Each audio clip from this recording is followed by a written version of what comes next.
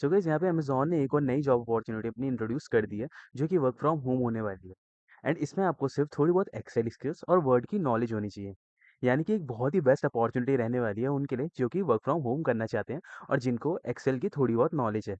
सो आज की वीडियो में हम यही सारी बातें करेंगे कि ये जॉब अपॉर्च्युनिटी में हमें क्या-क्या टेक स्किल्स में काम कर रहे होंगे या फिर क्या-क्या क्वालिफिकेशंस इसके लिए चाहिए या फिर आपका वहाँ पे क्या मेजर रोल रहेगा। सो आज की वीडियो को ना बिल्कुल भी मिस मत करना और एंड तक ज़रूर देखना। बट उससे पहले आप हमारे चैनल को सब्सक्राइब कर दीजिए क्योंकि हम यहाँ पे डेली जॉब अपॉर्चुनिटीज़ या जोन के बारे में कुछ ना कुछ नई अपडेट्स आपको यहाँ पे देते रहते हैं। तो जैसे कि आप यहाँ पे टाइटल देख सकते हैं, case manager for disability and leave services. अब यहाँ पे ना आप इसका टाइटल देख के ही थोड़ा बहुत समझ सकते हो कि ये जॉब अपॉर्चुनिटी किस बारे में रहने वाली है या आपका यहाँ पे काम किस बारे में रहने वाला है। आपका यहाँ पे मेजर काम ये रहेगा कि आपको यहाँ पे ना रिकॉर्ड मेंटेन करना पड़ेगा उन पर्सन का जिनको डिसेबिलिटीज है या फिर जिन्होंने लीव ली है या जिनको कंपनी की तरफ से अकोमोडेशन प्रोवाइड कराई गई है। मैं आपको एक एग्जांपल के साथ बताता हूँ। जैसे कि मान लीजिए कोई एक्स बंदा है और उसने छुट्टी ले ली है कंपनी से।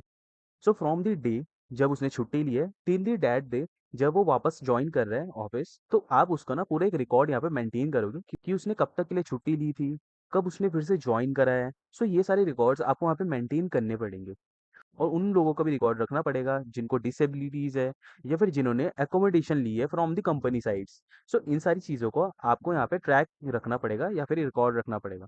सो इन सारी चीज़ों को आपको यहाँ पे ट्रैक रखना पड़ेगा। सो अब बात कर लेते हैं क्वालिफिकेशंस के बारे में कि आपको यहाँ पे क्या क्या क्वालिफिकेशन चाहिए इस जॉब अपॉर्चुनिटी में जाने के लिए। सो देखो, जो सबसे पहली क्वालिफिकेशन आती है वो है bachelor degrees in business, HR और रिलेटेड फील्ड और हाई स्कूल और इक्विवेलेंट डिप्लोमा। यानी कि कोई भी बंदा यहाँ पे अप्लाई कर सकता है क्योंकि इन्होंने हाई स्कूल भी बोला है कि हाई स्कूल का पास आउट यहाँ पे अप्लाई कर सकता है। या फिर अगर आपने बैचलर डिग्रीज करी है बिजनेस में, एचआर में या रिलेटेड फील्ड में, तो यहाँ पे आपके ना थोड़े बहुत चांसेस हाई हो जाते हैं कि आपका रिज्यूमे यहाँ पे शॉर्टलिस्ट हो जाएगा।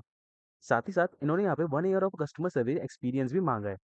अब देखिए, अगर आपके पास यहाँ पे कोई भी एक्सपीरियंस नहीं है, मतलब कोई कॉर्पोरेट वाला एक्सपीरियंस नहीं है, सो आप यहाँ पे ना वो एक्सपीरियंस भी डाल सकते हो जो कि आपने यहाँ पे से अपनी इंटर्नशिप के दौरान लिया हो। या फिर अगर आपके पास इंटर्नशिप का भी एक्सपीरियंस नहीं है तो यहाँ पे आप ये वाला एक्सपीरियंस भी डाल सकते हो कि आपने किसी शॉप में काम करा था जब आप अपनी बैचलर डिग्रीज में थे या फिर जब आप 12th में थे। सो आप ऐसा भी एक्सपीरियंस डाल सकते हो कि वहाँ से मैंने थोड़ा बहुत कस्टमर एक्सपीरियंस लिया था, मैं वहाँ पे से थोड़ा बहुत कस्टमर के साथ इन्वॉल्व होता था। तो अपने फील्ड से यहाँ पे थोड़ा बहुत आप चीज़ें अपने रिज्यूमे में ऐड ऑन कर सकते हो। और साथ ही साथ इन्होंने मांगी है थोड़ी बहुत नॉलेज माइक्रोसॉफ्ट एक्सेल की, माइक्रोसॉफ्ट वर्ड की और आउटलुक की। अब आउटलुक क्या होता है? तो जैसे कि हमारे यहाँ पे जीमेल होता है, सेम वैसे हमारा आउटलुक भी होता है। वहाँ पे भी हमें मेल्स ही आते हैं। बट आउटलुक में ना एक चीज़ अलग होती है कि बस वो माइक्रोसॉफ्ट से बनाया गया है और जहाँ पे जो हमारा जीमेल है वो गूगल की तरफ से बनाया गया है। बस यही डिफरेंस है, बाकी सारा प्रोसेस इनके अंदर का सेम ही रहता है। थोड़ी बहुत चीज़ें अलग होती है आउटलुक में, मतलब एडिशनल चीज़ें और ऐड हो जाती है उसमें। अब हम यहाँ पे बात करते हैं चौथी चीज़ की, जो कि है reading, writing and speaking in English fluently. अब देखो भाई, हर कोई कंपनी यहाँ पे इंग्लिश तो नेसेसरी मांगती ही मांगती है, तो थोड़ी बहुत आपको यहाँ पे अपनी इंग्लिश स्पीकिंग स्किल्स को भी सही करना पड़ेगा और फ्लुएंट करना पड़ेगा, जो कि आपको बहुत ज़्यादा हेल्प करेगी इस जॉब को क्रैक करने में। अब देखो एक और चीज़, जैसे ही मैंने आपको बताया ये एक वर्चुअल इंटर्नशिप होने वाली है, बट आपका यहाँ पे ऑफिस हैदराबाद का रहेगा। अब देखो यहाँ पे हैदराबाद इसलिए लिखा गया है क्योंकि कभी भी अगर आपको कोई काम के लिए बुला दे ऑफिस, तो आपको ना हैदराबाद लोकेशन वाले ऑफिस में यहाँ पे जाना पड़ेगा। मतलब जो आप कंपनी के लिए काम कर रहे हो, मतलब मेन ब्रांच के लिए काम कर रहे हो, वो हैदराबाद में है। सो इसलिए यहाँ पे हैदराबाद लिखा गया है, बाकी इसका और कुछ चीज़ का महत्व नहीं है। ठीक है ना? अब तो यही सब था आज की अपॉर्चुनिटी में। एंड आई होप कि आपको जॉब अपॉर्चुनिटी अच्छी लगी हो। और अगर आपको जॉब अपॉर्चुनिटी अच्छी लगी है तो आप इसमें अप्लाई कर सकते हो। मैं आपको अप्लाई लिंक डिस्क्रिप्शन में दे दूंगा।